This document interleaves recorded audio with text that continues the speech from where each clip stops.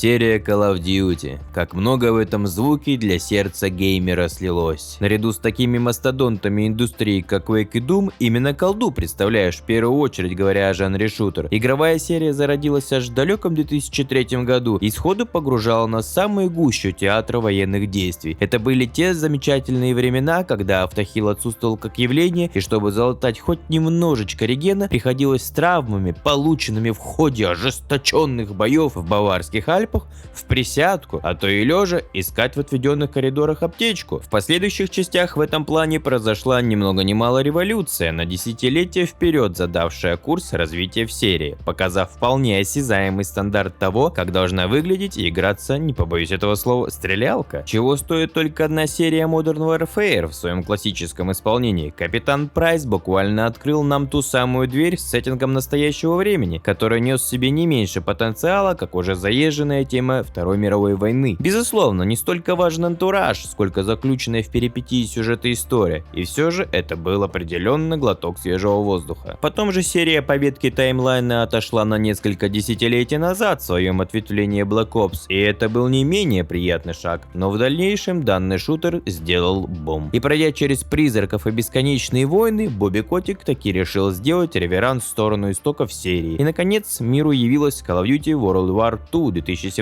года. Без регена, но с долей голливудского пафоса. Сюжет игры до банального прост и содержит в себе все классические клише американских фильмов про войну тех лет. Тут у нас есть и потрясающая в своем ужасе высадка в Нормандии, и бескомпромиссный с налетом безумия и отваги командир, а также его более адекватная версия. Солдатское ощущение братства, ну и куда без этого, главный герой с четким моральным компасом, превозмогающий себя и готовый пожертвовать собой или же своим благополучием ради брата по оружию. И в целом, если вы не ознакомлены с рядом уже ставшей классикой кинематографом, что конечно вряд ли, то возможно сюжетная игра вас может удивить, но насмотренному человеку, к сожалению, игра ничего дать не сможет. Итак, в отличие от традиционного перепрыгивания от фронта к фронту в предыдущих частях про ВМФ, здесь мы получаем сюжет, сконцентрированный только на одном отряде, несущего свою службу на Западном фронте в период ключевых событий с 44 по 45 год. А значит, в ходе сюжета вы побываете как во Франции, так и в Германии, и даже немножечко в США. И хоть игра через пару лет встретит свой первый юбилей, все же обойдемся без спойлеров. Скажем лишь о сюжете то, что в нем есть место как и вопросу о тяжелом моральном выборе, когда под твоим началом рота солдат и от твоих решений напрямую зависит его выживаемость, так и вопросу человеческого отношения даже со своим врагом, не говоря уже о борьбе с собственными демонами. По ходу действия вас ждет пару твистов, но, скажем честно, ни мужской скупой, ни уже тем более вау-эффекта данная камерная история вряд ли вызовет. Но и не в этом ее прелесть. Несмотря на разрыв длиной почти в десятилетие, едва у вас возникнет ощущение, что вы играете во что-то старое, даже наоборот, в каком-то смысле эта часть, подобно хорошему вину, благодаря своей выдержке и годам опыта, накопленного разработчиками в построении шутеров, наконец созрела и готова к употреблению игроками, уже порядком уставших от бесконечных открытых миров а-ля Ubisoft. И скажем, на период 2025 года это даже выглядит несколько свежо. Здесь нет дурацкого никому не нужного лобби, призванного только увеличивать время нахождения в игре, как это было в Call of Duty Cold War. Вы также не найдете здесь огромных карт а-ля Warzone. Это что ни на есть классический коридорный тир. И как же это прекрасно выполнять игровую задачу, просто продвигаясь из пункта А в пункт Б, не отвлекаясь на пустые или того хуже, заполненные скучнейшими филлерами пространства. Не то чтобы это минус, но в игре отсутствует уже такой привычный нам элемент, как перекат, а также у вас не будет возможности поставить оружие на опору для меньшего разброса, как это было в последних частях серии Modern Warfare. В остальном все абсолютно так же. Вы бегаете по отведенной карте с автоматом наперевес, и если вы не профессионал, отличающий ТТК от части к части, то в целом для вас все будет уже привычно. Импакт от аннигилирования врагов ощущается хорошо, а способов их дезинтеграции также достаточно. Вангую, что вы выбираете одну-две пушки на игру и стараетесь бегать с ними, изредка кидаясь гранатами и постреливая с пулеметом аки Рэмбо. Существенным отличием является уже упомянутое отсутствие системы авторегена. Да, здесь вам придется действовать более осторожно, но это играет на руку в процессу погружения. Вы не супер боец, вы один из многих, но именно от ваших действий зависит победа в конфликте. Но это также и обусловлено нарративом игры. Вы командный игрок, и пусть то аптечка или боеприпасы, здесь всегда можно попросить это у своего комрада по оружию, как и дать ему какой-либо приказ. Так и сами уровни не дадут вам заскучать. скачать. По ходу игры вы управляете и танком, и самолетом. Есть даже уровень с погоней на автомобилях а-ля Uncharted. И не сказать, что это вишенка на торте, но все же абсолютно нетипичный уровень, когда вам как шпиониру придется проникнуть в тыл врага, а свою легенду вам еще и придется заучить. И это обязательно проверят, что как не это приносит отличное разнообразие в такой привычный тир колды. Относительно мультиплеера, тут на ваш вкус и цвет. В свое время эта часть принесла новый режим война, но играть по сети в это сейчас, если ваш комп тянет новинки, я вижу смысла столько же, как играть в CS в 2025.